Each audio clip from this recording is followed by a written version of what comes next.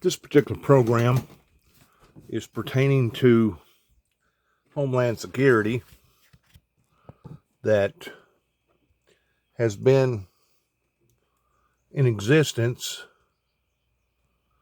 since the assassination of President Kennedy.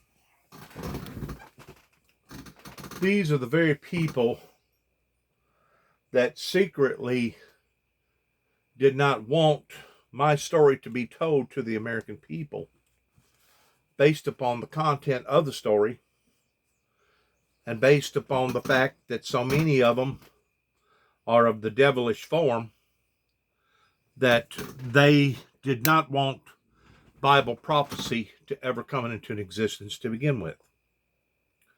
These are the people that, as far as I'm concerned, has failed the American people in various ways, from 9/11, from what went on in Oklahoma City, Oklahoma, to as recently as January the 6th, pertaining to the insurrection that happened at the Capitol.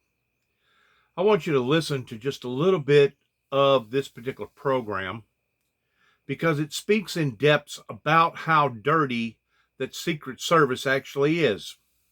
And you would think that if all the other agencies had to give an account towards making their public record to the public, that you would think that this agency would have to do the same thing. But it's obvious I'm working basically against a ghost, kind of like the CIA. They claim any CIA agent is known towards being a spook. A spook is somebody that's here today and gone tomorrow. A spook is somebody like this Homeland Security Secret Service has been operating under now for the past 30 plus years, since the falling of the Berlin Wall, since Ronald Reagan convinced the superpowers that the world was not going to be destroyed by a nuclear bomb or bombs, but that the world was going to end the way that it predicts for it to be ended in the King James Version Bible, pertaining to what went on with John the Revelator, which originally was one of Jesus's disciples. We have to look through the smoke screen pertaining to who Secret Service is and who they're willing to protect at all cost, pertaining to the rich and the famous and those that have already made their appearances out on the world stages towards who they are. In the eyes of them, towards us, the majority of the people, and I'm going to say 98%, we are looked down upon as being either second or third class citizens. So it was, in fact, the Secret Service that initiated this cover-up towards trying to cover up the facts of what went on whenever 9 tapes mysteriously wound up at the White House in 1988 that helped to motivate Ronald Reagan in completing his chain of commands or his assignments in convincing the superpowers of the falling of the Berlin Wall and of the ending of the Cold War. As you watch this, you will be either enticed by their tactics, or you will be humiliated. You will be inferior to think that we have a group of people that's within our own land that can basically do whatever that they want to do and not be held accountable to the eyes of society, pertaining to either a court or an administrator or a judge or somebody like that that can oversee what that they have done or what that they didn't do that they should have done. So as you watch this, have a broad perspective and an open mind in what you're watching. Let's watch this. Threats. For nearly 150 years, The United States Secret Service has been highly regarded as one of the most elite law enforcement agencies in the world. They have quietly stood guard everywhere from the gates of the White House and top secret laboratories to undercover field operations and alongside the President of the United States. But what of the future? Will the brave men and women of the Secret Service continue to dedicate their lives in order to protect the security of a nation? And in an age of tell-all books and social media, can they really be trusted to keep the contents of America's Book of Secrets to themselves?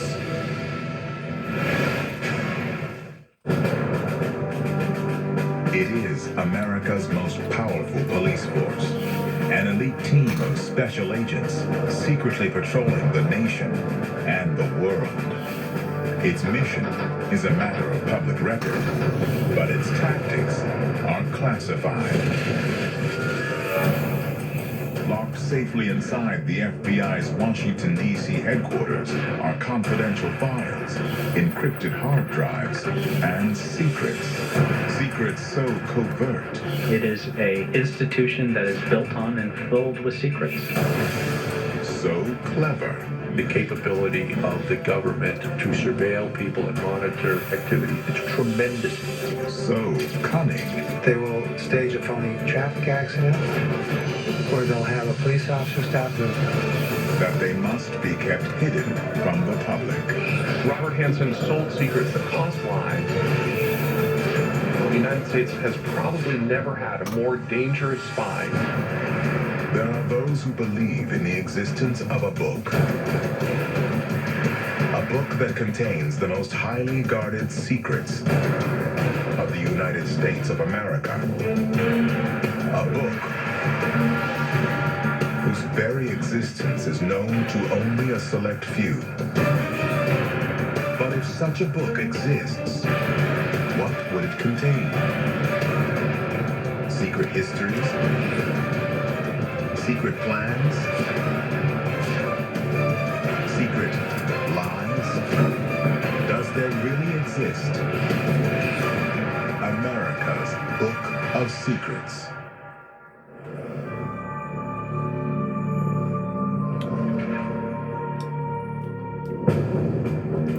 I want to stop right there. First of all, what you're dealing with here pertaining to the police department on any level, local or state or federal, you're dealing with a group of people that are willing to permit a service to render to their government at a certain cost. Some of these police officers only make $40,000, $45,000, $50,000 a year. But some of these officers make a whole lot more money than that. They're basically hired killers, are hired hands to kill if it deems necessary at whatever problem or situation that they're facing. They are missionaries.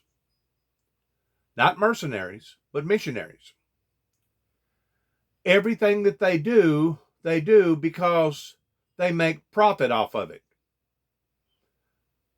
They put forth an image of being a good Samaritan, but only at a cost, a small cost, towards what the government, state, local, or federal is paying them.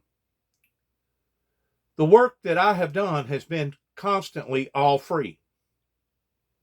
I have not charged the state, the county, or the government any money in producing the facts of what I have discovered just within the past few years. The information that is broad but yet truthful pertaining to the opening of the seals, pertaining to the to witnesses, pertaining to the doomsday devil's duel, pertaining to biblical Bible prophecy, was all free too as well. But the Bible says, blessed are he or she who comes in the name of the Lord. It's supposed to be based upon an honor system whenever you go before a group of people for an endorsement. And this is where the American people, especially in this area, has failed this ministry, is that they never wanted to endorse Dennis James Juby Jackson, born 1961. They never wanted to endorse him towards him being authentic in not only his testimony towards what has went on in the past, but his testimony towards what was going to happen in the future. And because of it, because they have acted in a heinous, corrupt, cruel, insensitive, greedy, selfish way, it has basically had to disclose not just my bad side, but God's bad side towards allowing for all these problems to escalate the way that they have in the past 30 plus years, towards us being $30 plus trillion in debt. We have Secret Service, these secret society agencies out there to blame for this, because if they have done this to my particular life, God only knows what they have done to other people's lives, beginning or going as far back as, who knows, maybe Joseph Smith, the guy that helped to create the Mormons, the Mormon religion, and his brother. Who knows what type of dirty dealings that these secret society law enforcement agencies has performed on people that one day will be disclosed. One day will be disclosed in the hereafter world. But hopefully I can continue on the journey that God has placed me on towards disclosing what has went on in this world at this particular time, because it was at the expense of everybody. It wasn't just at the expense of the founder of the Windmill Ministries. It was at the expense of everybody, and that's one reason why us today is going through the hell that we're going through, not just here in America, but throughout the planet, because of secret societies set up like this. Leading law enforcement agency of the United States is known simply as the FBI. Its mission: to protect and defend the U.S. against domestic and international threats that are deemed too large for local or state authorities to handle alone, as well as those that may compromise the foundation of American society. Spies, hackers, jihadists, mobsters, and murderers are just a few of the criminals that the Federal Bureau of Investigation battles on a daily basis. The FBI is the nation's premier law enforcement agency charged with prosecution of federal crimes, investigations, a whole variety of activities from terrorism to narcotics, white-collar, organized crime. They are tasked with investigating crimes that are across jurisdictions, federal crimes, and counterterrorism. If it's a bank robbery of a federally insured bank, they're concerned about it. If there's an aircraft hijacking, they're concerned about it. Counterterrorism is a huge issue. Espionage is a continuing issue. It's kind of difficult to get your arms around the breadth of the FBI because they just do so many different things. With an operating budget of nearly $8 billion a year, the FBI includes over 13,500 special agents and nearly 22,000 analysts, scientists, and specialists. Rarely photographed in an effort to hide their identity and protect their lives and that of their families, many would be surprised to know that FBI agents today operate all over the world. The Bureau maintains over 400 locations in the U.S. and dozens of international offices called legal attachés, or legats.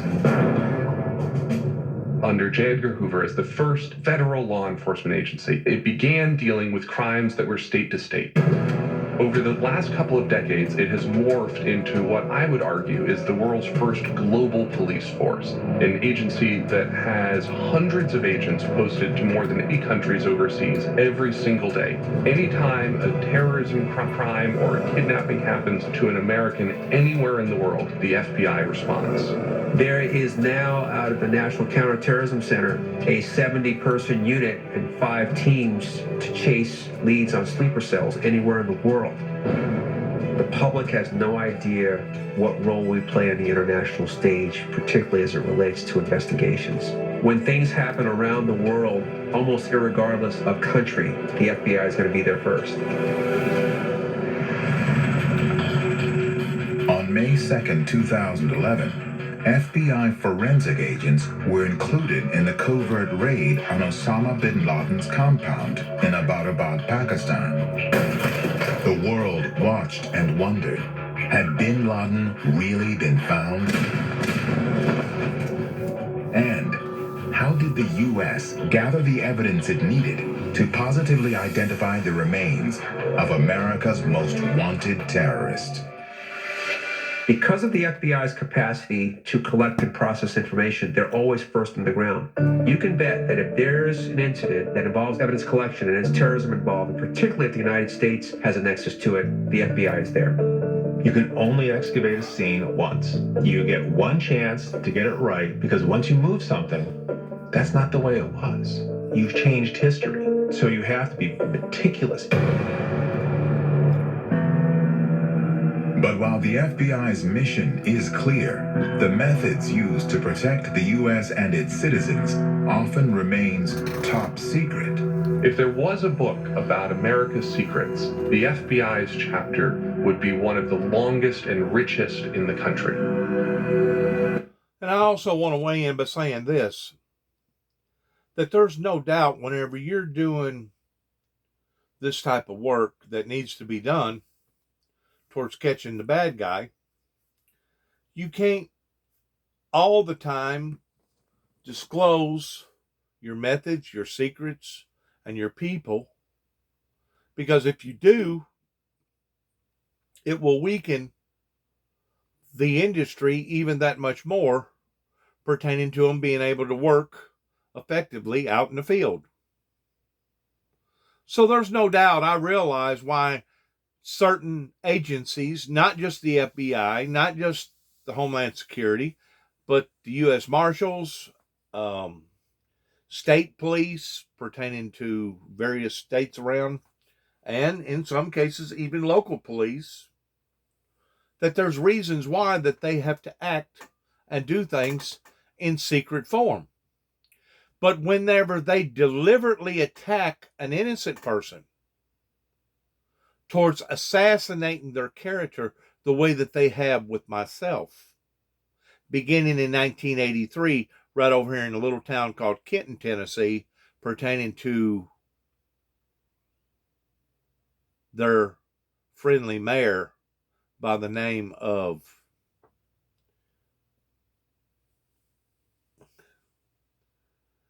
Damian Cross.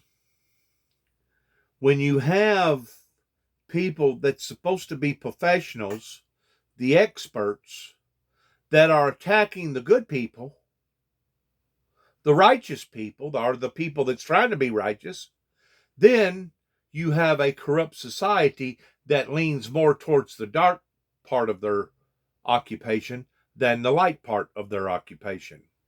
Whenever you get to looking at most cop cars, it's black and white. Usually, in comparison, they're always pretty well equal in the amount of body space that's covered over one versus the other. Because even a good cop sometimes has to use bad methods just to be able to chase down, and apprehend he or she, whoever is breaking the law. So by and large, people understand why law enforcement agencies has to work this way. But whenever they deliberately attack an innocent person, now we're talking about unjust dues, or whenever they deliberately kill somebody out in the open, or shoot somebody that they shouldn't have shot, or strangle somebody to death with their knee, or do other crazy things that law enforcement has now got caught doing within the past few years, then you have to come to the surmise that police officers are more bad than they are good.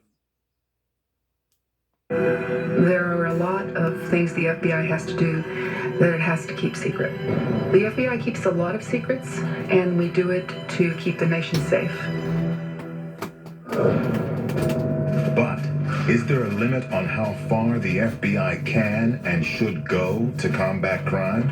And if so, where is the line between protecting the public and preserving our personal liberties? The amount of information that our government has on us today, not just the FBI, but them in combination with the National Security Agency and others, is enormous. How it's using that information, how deeply they are tracking any one of us, we may not know for another 20 years.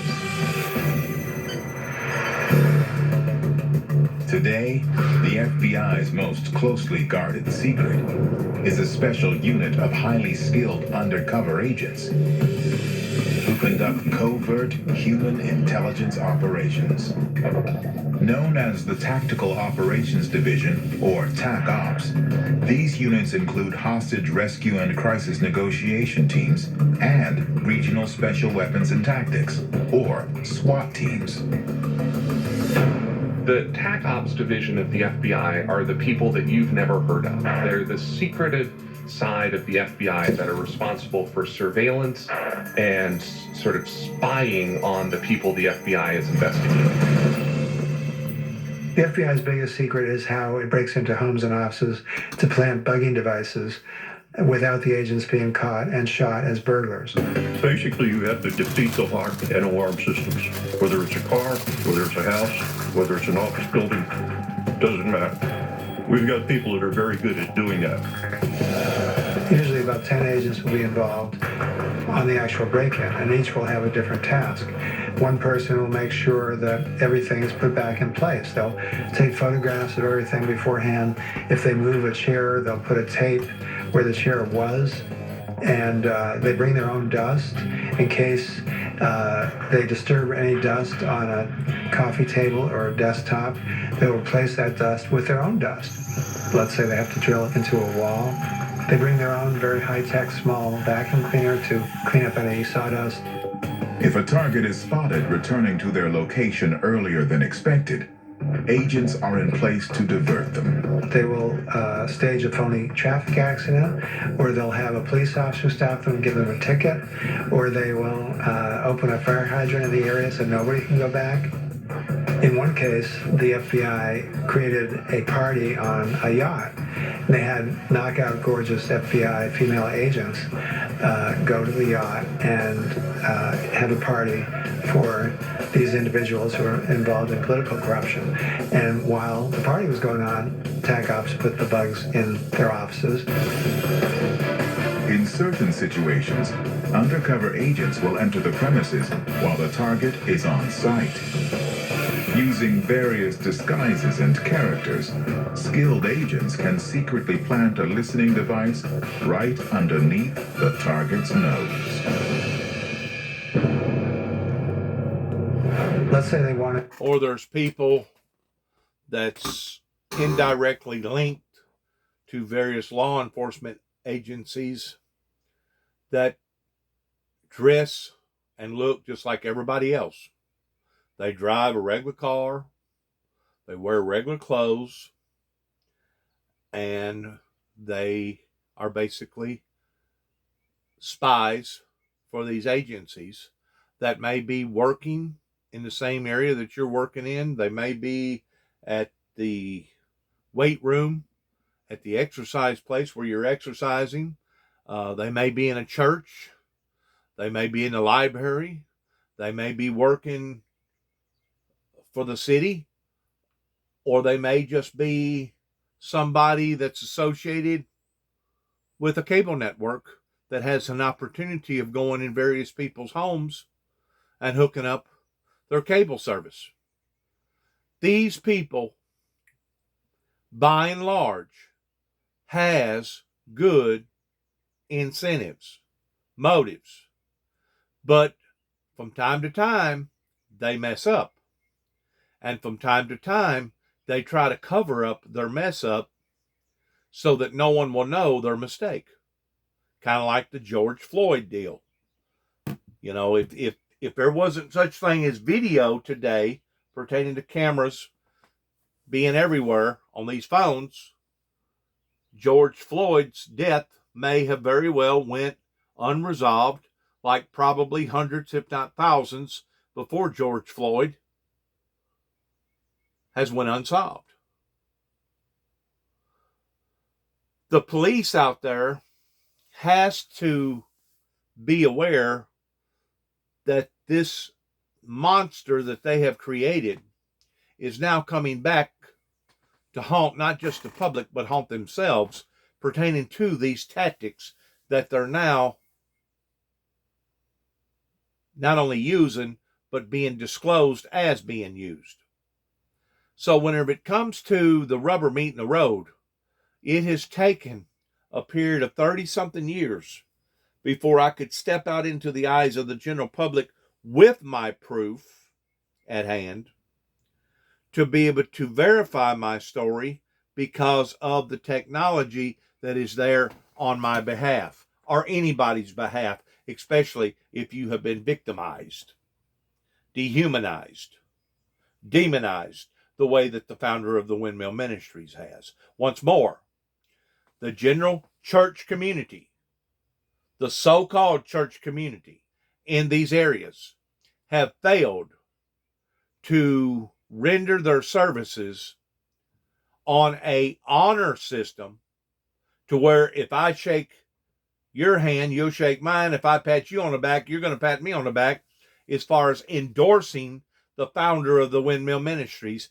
And because of their wicked, immoral, selfish ways, it has now jeopardized the vast majority of all of our lives. To put a bug in a mafia home, they will introduce static on the individual's telephone line. He will call a repair service at the phone company, but the FBI will intercept the call, pretend to be repair service, and say, we'll be right over. Well, sure enough, they do go over in a telephone company truck, wearing telephone company uniforms. The strategy was to go after individual families, like the Gambino family, to try to bring a case against the leadership for a whole host of criminal activities engaged in by the family. This tactic proved especially effective in taking down some of America's most elusive mobsters, including John Gotti, aka the Teflon Don, the violent mobster who headed New York's Gambino crime family, was caught on tape discussing several murders and criminal behaviors. John Gotti was caught with a bug planted in what he thought was impenetrable. It was his social club in New York. They recorded conversations about hits, and that's what led to John Gotti's convictions. Used to hear on the tapes, Gotti began to fancy himself kind of a man about town. He was very public, and in doing that, he really painted a target on himself and made himself the focus of an enormous law enforcement effort, which resulted in him being ultimately convicted and sent to jail. Thanks to the secret recordings, on April 2nd, 1992, John Gotti was found guilty of 13 murders and numerous other crimes and was sentenced to life in prison. Hi, sis. You're late. Fashionably late.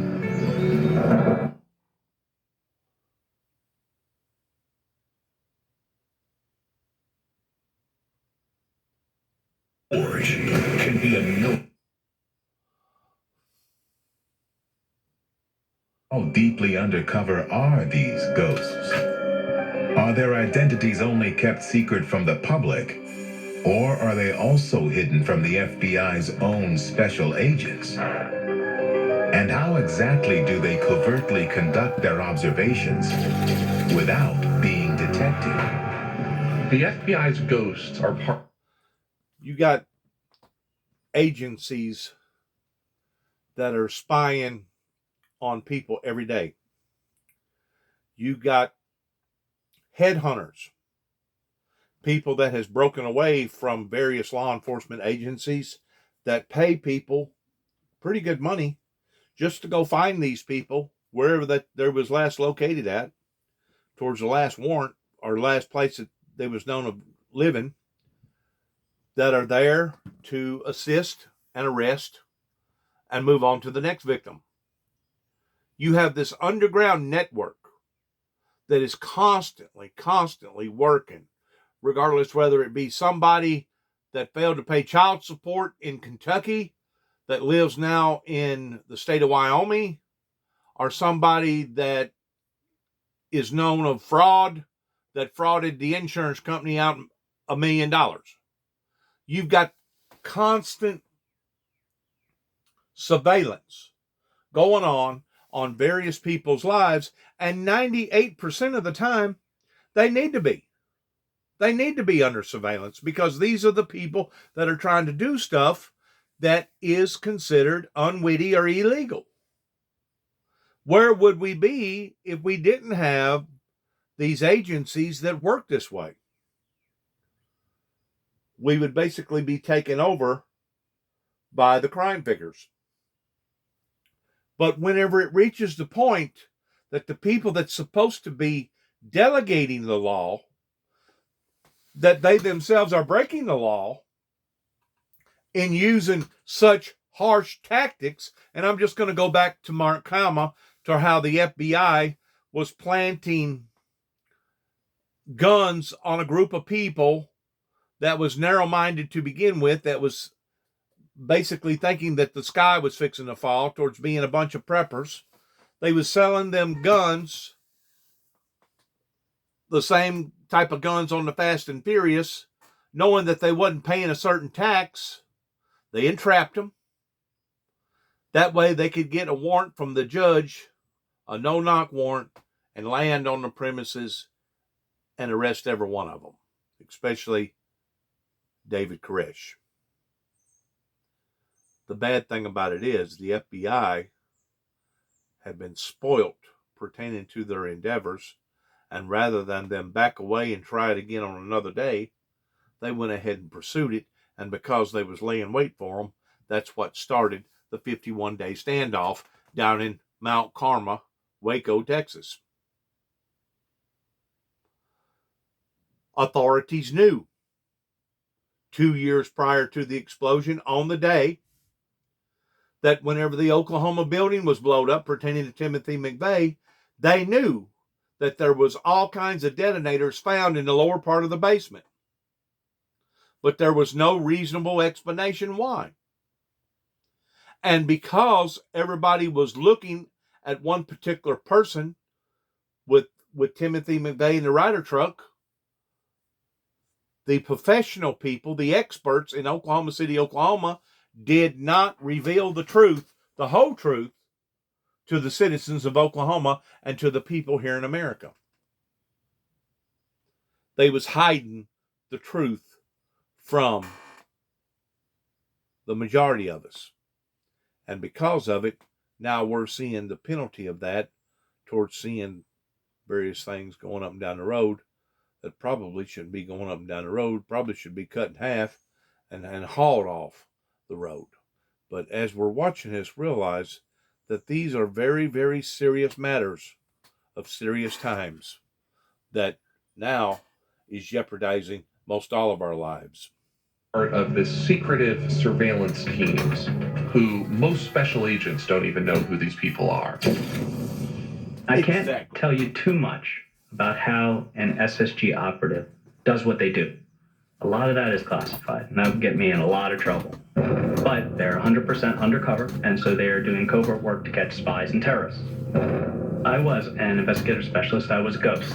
So my job was to follow spies and terrorists covertly. That doesn't mean in the shadows. That means that I might have been in plain sight, but I'm blending in. In other words, I'm following them, I'm collecting information on them, but they never know I'm there. Hence, it's called hidden in plain view. The term ghosts. The four most important things when conducting a surveillance are: one, know your target. If you don't know some good facts about your target, about some of the places they might go, about some of the things they might enjoy or like, you're never going to be able to surveil them successfully. The second is to know your environment. If you don't know where you are, you're going to have a really hard time following someone, especially if that person knows it better than you do. The third is to be able to blend. You need to be able to hide in plain sight. You're not going to be the guy sneaking around in the shadows or hiding behind dumpsters. You're going to be the person who's walking in a crowd and blending completely. You want to be gray. You want to be boring. You don't want to be James Bond. You want to be the mousy guy in the corner that no one notices, the wallflower. And finally, you have to know how to adapt. Everything that possibly can go wrong will go wrong. So you have to remain unshaken, confident, and you've got to do what you can do to keep that surveillance running, stay covert, continue to blend, and adapt to the situation. The ability to blend in when tracking a criminal is crucial for FBI information gathering. But what happens when there is a breach of intelligence? What does the FBI do when a special agent turns into a double agent and becomes an international spy? Kind of like the individual down in Memphis, Tennessee. I forgot his name now, but he revealed their tactics and the plots that the FBI was part of because he knew the FBI from the inside out.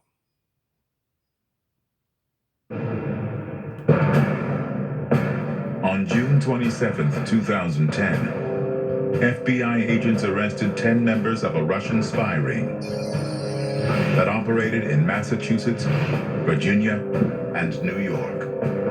The arrests came after a 7-year investigation that included deep cover agents involved in a counterintelligence operation called Ghost Stories.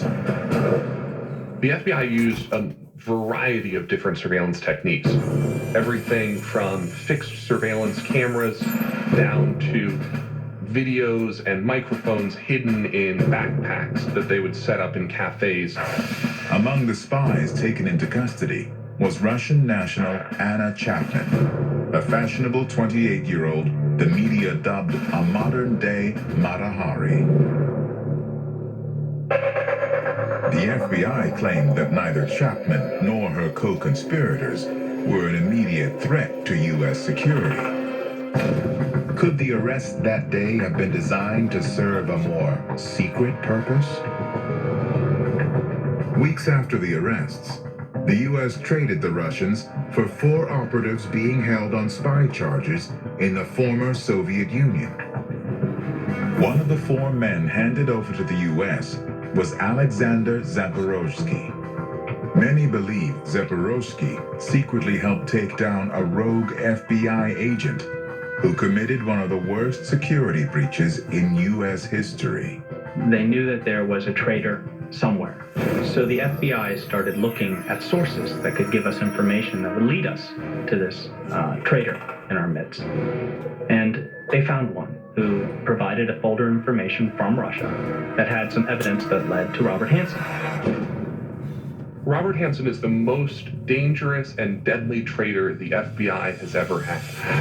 He was a career agent who had spent decades spying for the Soviet Union, then the Russians, without any notice, and rising to actually become one of the highest-ranking agents studying the Russians.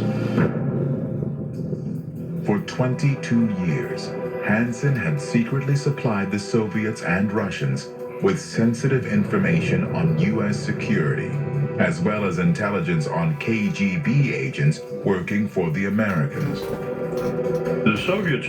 The person that I was thinking about a while ago down in Memphis was Ed Gunnarsson, that basically exposed a great deal of secrets pertaining to the FBI. Because of him doing what he done, he mysteriously died, kind of like the same person that well,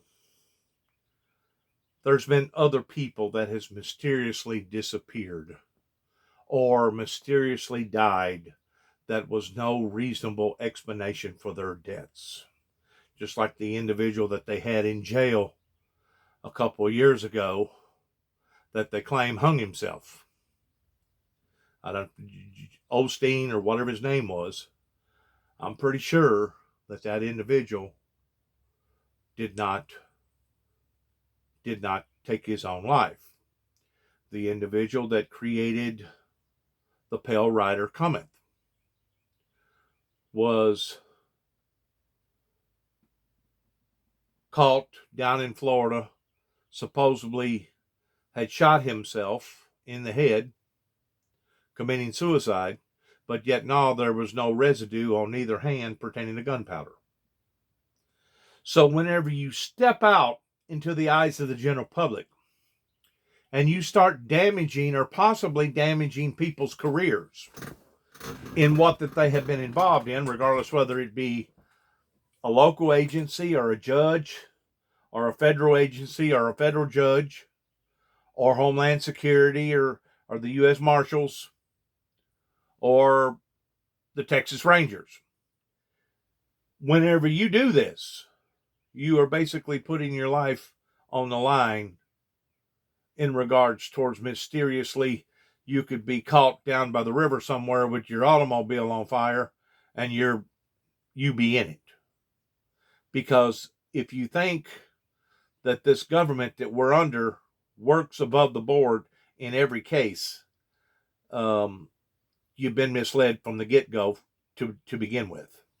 Because they don't work above the board and they don't follow their own rule books. They do whatever they want to do, when they want to do it, hoping that they'll still be able to remain in power, even though they have failed the American safety of the American people again and again and again, from school shootings, from people having AK-47s to all these other assault rifles, to people doing things like 9/11, or people doing things like McVeigh and Nichols in the Oklahoma bombing. They're humans too. They want to cover up their mistakes. But the thing about it is, if it was done intentionally in regards towards what went on in the White House with the Reagans and the Bushes, now it's no longer a mistake, but now it was deliberate. It was intended. It was an actual illegal act. And that would be the case pertaining to what went on in the Reagan and the Bush administration towards a group of people that was trying to set me up, the founder of the Windmill Ministries, trying to frame me in Wheeling, West Virginia, towards trying to make me out to be nothing more than a hardcore assassin or a hardcore